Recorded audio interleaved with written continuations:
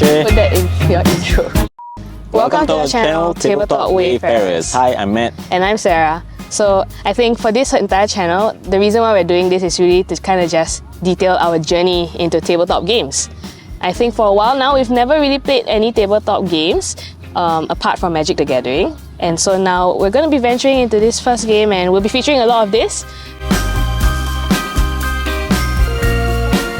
So A Song of Ice and Fire is a miniature tabletop war game by Simon that covers some of the iconic factions from the Game of Thrones show, like the Lannisters, we have the Starks, we have Baratheons, and more really of some of these factions. So basically it's a rank and file game where you command these different factions to achieve different objectives within this tabletop kind of a battle zone.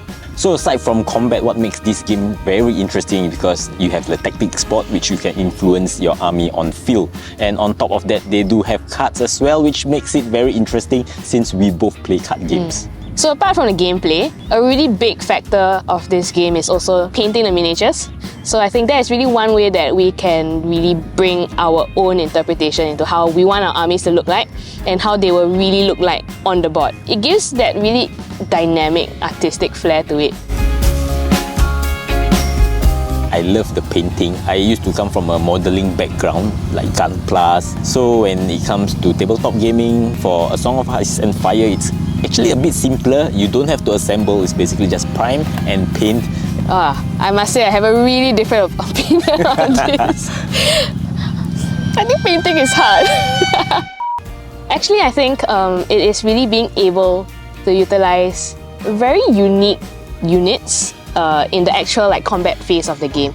So I played a Free Folks faction and they utilize a lot of animals. I love animals. I love using giants, I love using the mammoths, and having really wacky and unique looking units on a battlefield that actually still has the ability to win.